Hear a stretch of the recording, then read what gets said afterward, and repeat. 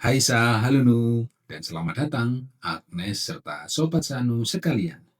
Di video ini kita akan belajar dasar-dasar rasio atau perbandingan. Sehingga di akhir video nanti kamu akan bisa mengerjakan soal-soal perbandingan dengan mudah. Nah, rasio itu apa sih?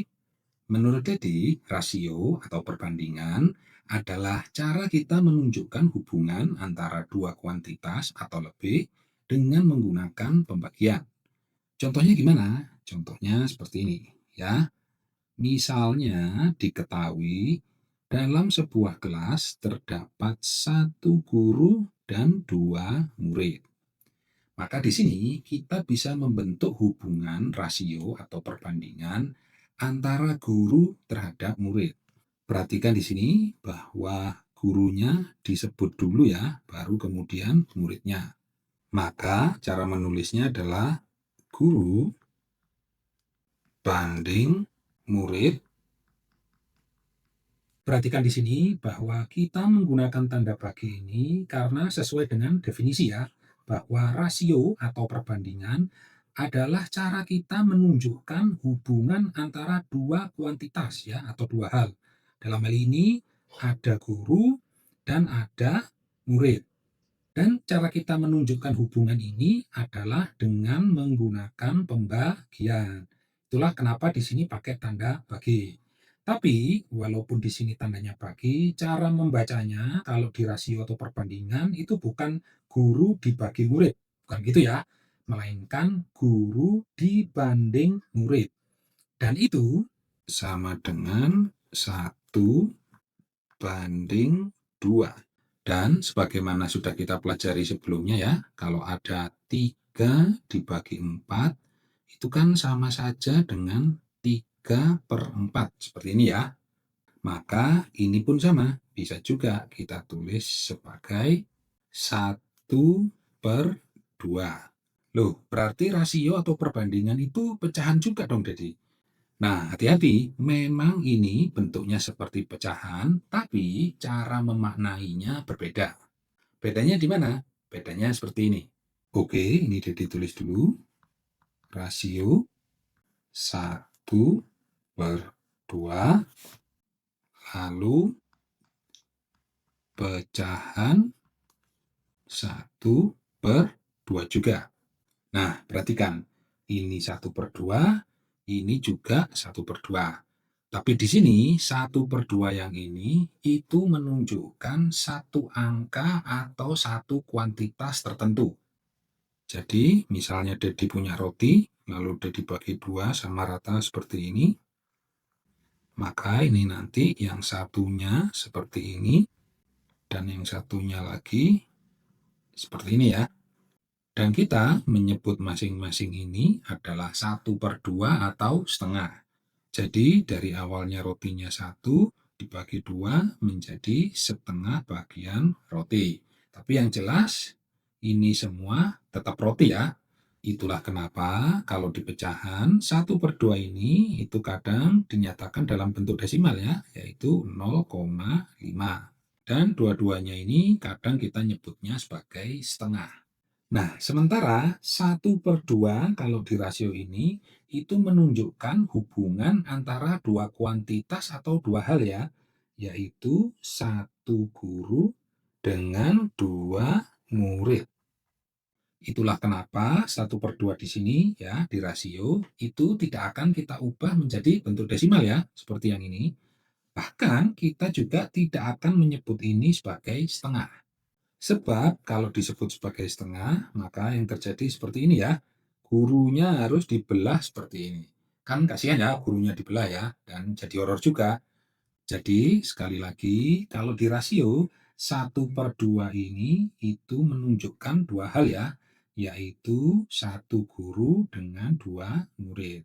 Atau kita bisa juga menyebutnya seperti ini, satu guru per dua murid. Selain itu, kalimat penyebutan yang lain adalah seperti ini. Untuk setiap satu guru terdapat dua murid.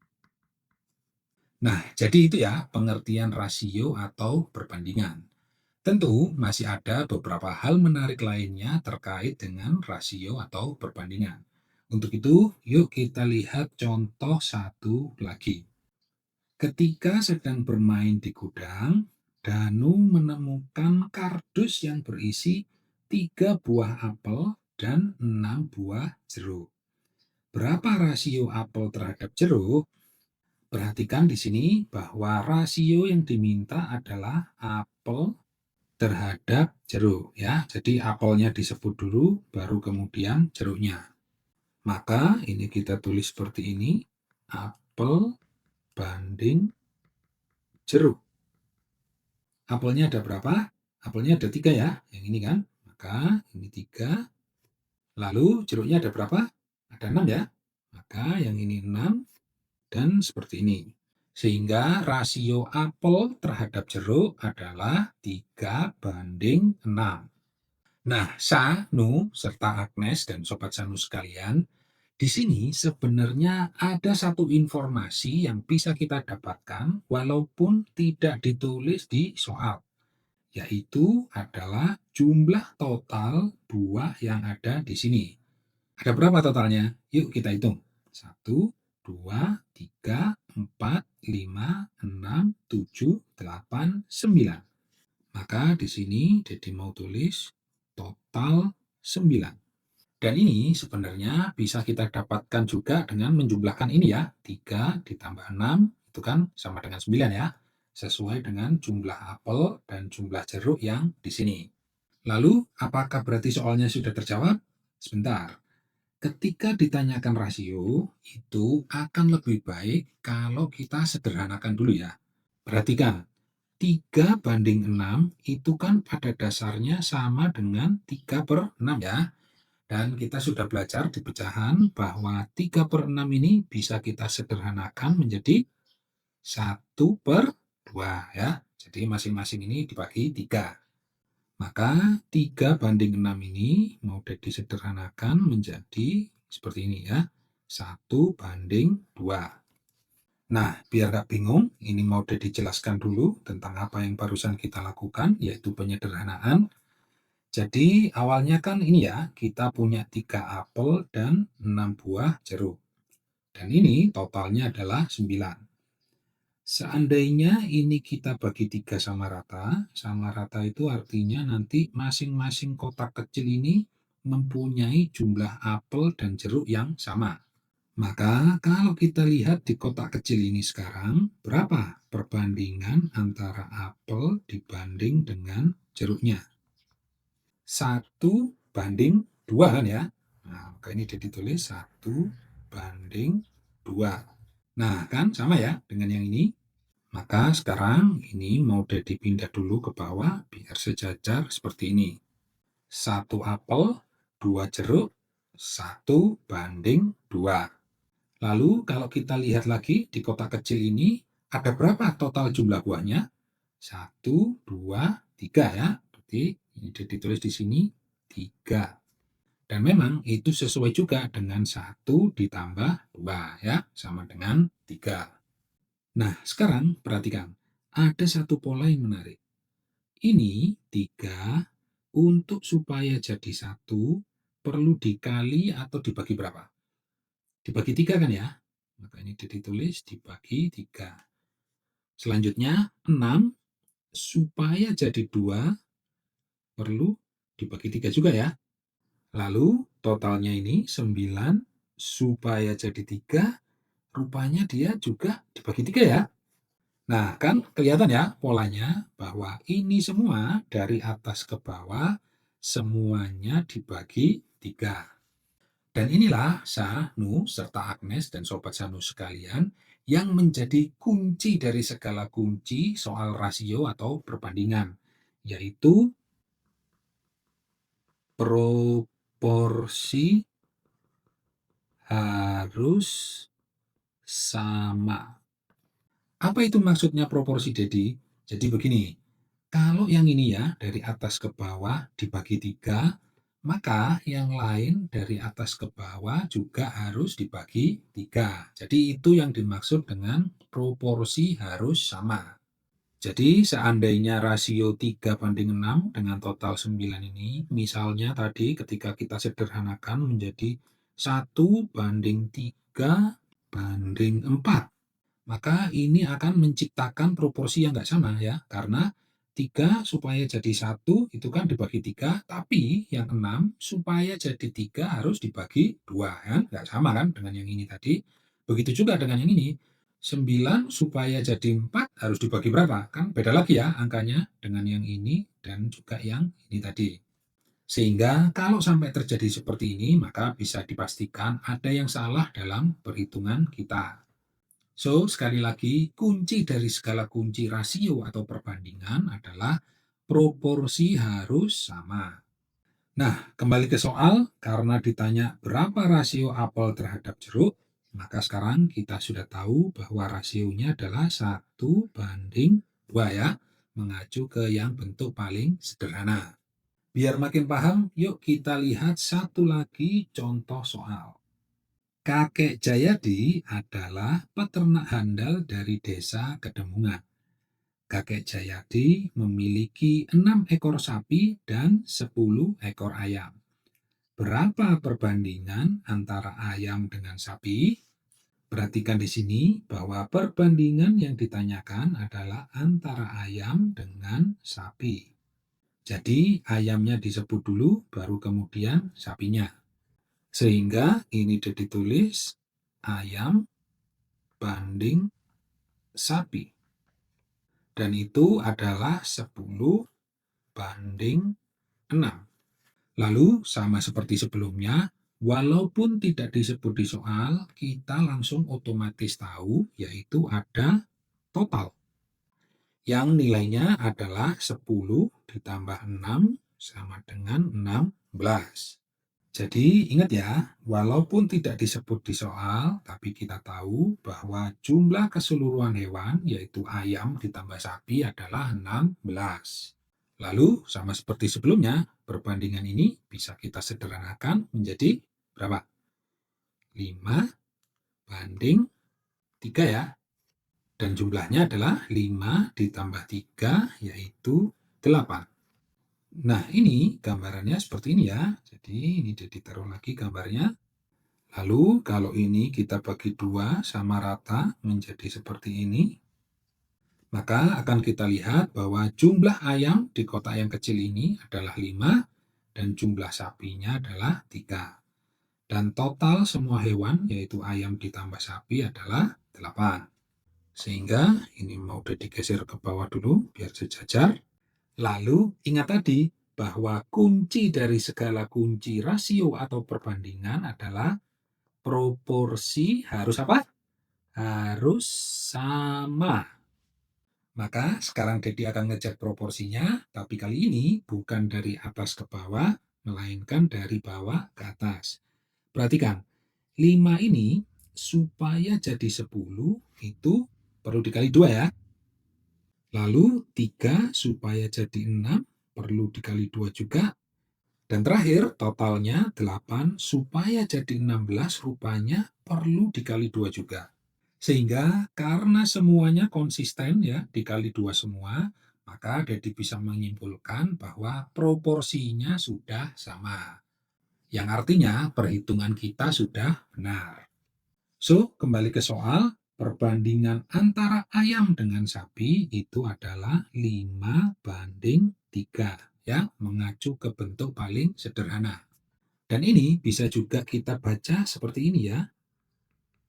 Untuk setiap 5 ayam terdapat 3 sapi. Nah, guys, sekarang saatnya kita menguji pemahaman kita tentang rasio atau perbandingan dengan contoh soal yang sering keluar di ujian. Ini soalnya. Yuk kita baca dulu. Mr. Guru adalah pedagang buah modern, spesialis buah semangka dan durian. Mister Guru menetapkan rasio jumlah semangka terhadap durian di tokonya harus selalu 3:2. Suatu hari, Mister Guru meminta Agnes yang bertugas hari itu untuk menghitung jumlah durian. Agnes pun langsung melihat lembar stok buah. Namun yang tertera di situ hanya totalnya saja, yaitu 60. Rupanya petugas hari sebelumnya lupa menuliskan jumlah tiap buah. Untung Agnes pintar, sehingga dengan cepat dia menghitung jumlah durian. Jadi, berapakah jumlah durian saat itu? Oke, yang kita ketahui pertama adalah rasio atau perbandingan semangka terhadap durian ya, yaitu 3:2. Maka ini ditulis S banding D. Ini biar nggak panjang, D disingkat ya. S itu maksudnya semangka dan D itu durian. Semangka banding durian adalah 3:2. Dan ingat, walaupun tidak disebut di soal, tapi kita tahu ada total ya. Ini disingkat dengan T, yaitu 3 tambah 2 sama dengan 5.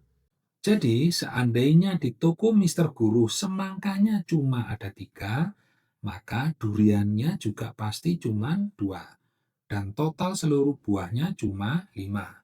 Tapi di hari itu kita tahu bahwa totalnya ada 60. Maka ini ditulis dulu di sini 60, walaupun kita tidak tahu berapa semangkanya dan berapa duriannya. Ya, belum tahu sih, karena inilah yang akan kita hitung. Ingat, kunci dari segala kunci rasio atau perbandingan adalah apa? Proporsi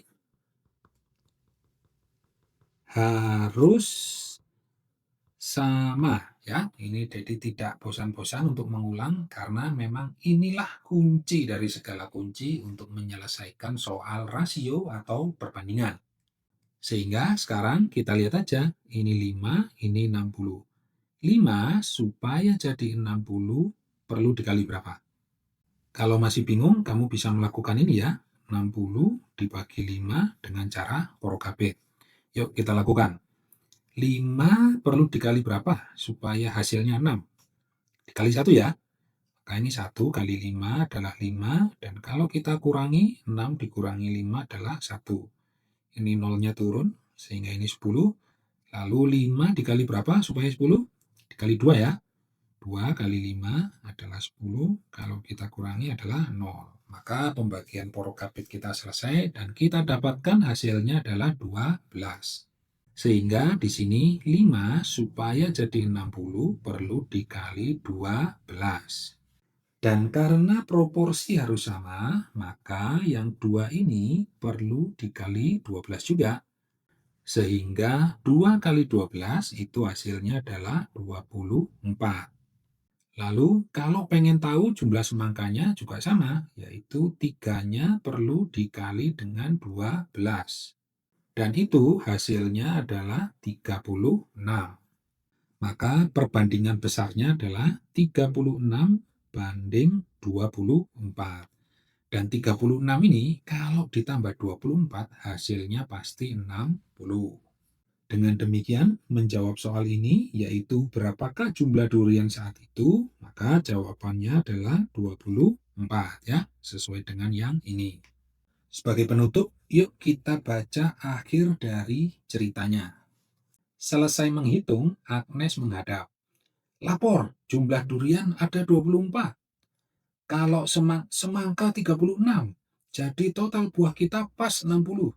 Jawab Agnes cekatan bahkan sebelum Mister Guru menyelesaikan pertanyaannya. Mister Guru kagum dengan kecerdasan dan kecekatan Agnes. Good job, katanya. Agnes pun senang dan bangga. Ternyata pintar matematika itu bisa membuat hidup jadi mudah dan menyenangkan. Oke, sebelum diakhiri, ingat ya, kunci dari segala kunci rasio atau perbandingan adalah proporsi harus sama. Oke, Sa, Nu, dan Sobat Sanu sekalian, sekian video pelajaran kita kali ini. Pesan Dedi, jangan lupa untuk mengerjakan latihan soal dan juga kuisnya, supaya kamu makin paham dan makin pintar matematika.